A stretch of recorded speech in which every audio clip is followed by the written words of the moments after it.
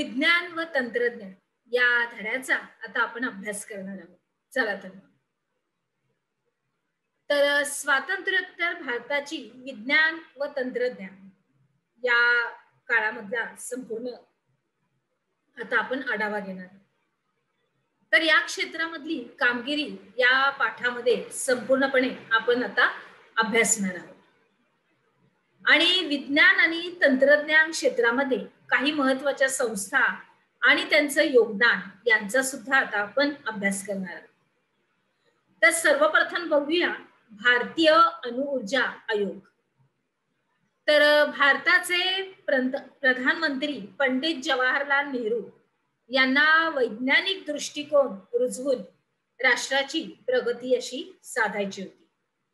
आणि मग त्यांनी या विचारातूनच कुणी विचाराने केला?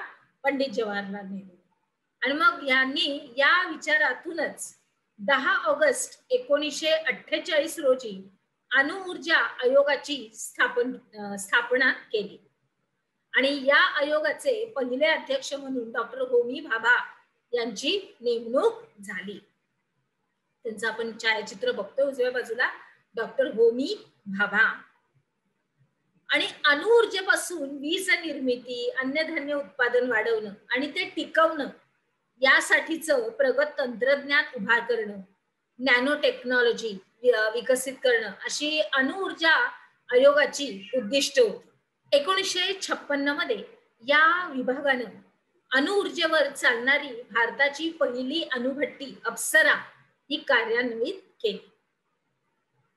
1969 मध्ये अणुऊर्जेपासून विद्युत निर्मिती करण्यासाठी मुंबईच्या जवळ तारापूर येथे अणुशक्ती केंद्राची स्थापना झाली.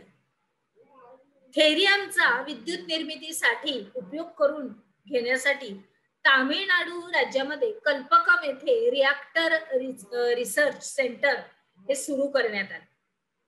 आणि अणुऊर्जेच्या विकासामध्ये रिॲक्टर्सची भूमिका ही महत्वाची असते. अणुशक्तीच्या निर्मितीसाठी आवश्यक असणाऱ्या जड पाण्याचे कारखाने वडोदरा, तालचेर, तुतीक्रोनीन, कोटा इत्यादी ठिकाणी उभारलेले आहेत. अणुशक्तीच्या निर्मितीसाठी आवश्यक असणाऱ्या जड पाण्याचे कारखाने हे वडोदरा, तालचेर, तुतीकोरीन, कोटा इत्यादी ठिकाणी उभारलेले आहेत. आणि अणुभट्ट्यांसाठी जड पाण्याचे हेवी वॉटर ज्याला आपण म्हणतो ते देशांतर्गत मोठ्या प्रमाणावर उत्पादन आणि संशोधन करण्यासाठी हेवी वॉटर प्रोजेक्ट्स या संस्थेची उभारणी करण्यात आली. आणि मग पुढे या संस्थेचे हेवी वॉटर बोर्ड असं नामकरण सुद्धा झालं. पुढे बघूया ध्रुव अणुभट्टी.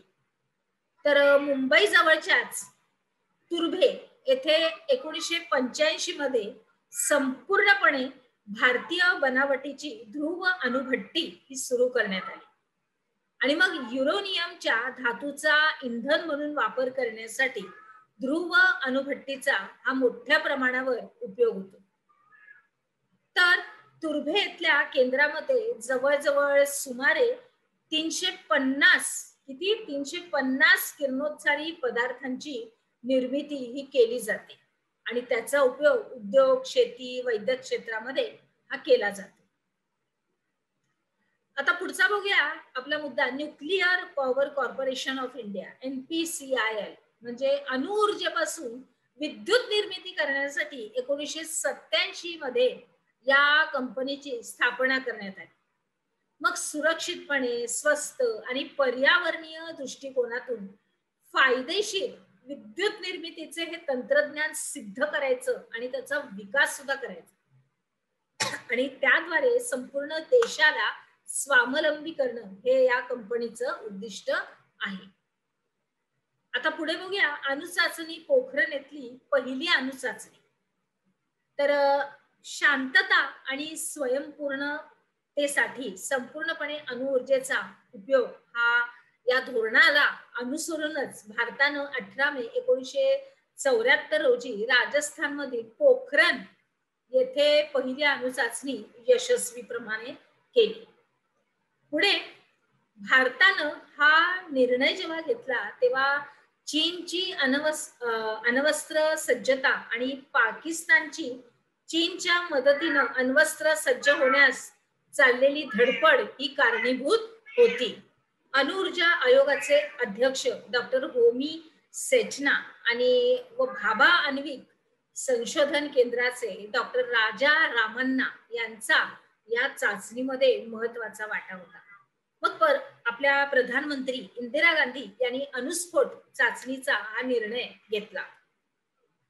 मानवी वस्तीपासून दूर, म्हणजे जिथे आपण वस्ती आहे मानवांची तिथे नाही, तर त्याच्यापासून खूप दूर आणि भूगर्भामध्ये पाण्याचा साठा जवळपास नाही अशा निकषांवर राजस्थान मधील पोखरण भागाची या जागेसाठी निवड करण्यात आली की तिथे हा अणुबॉम्ब स्फोटची चाचणी करायची.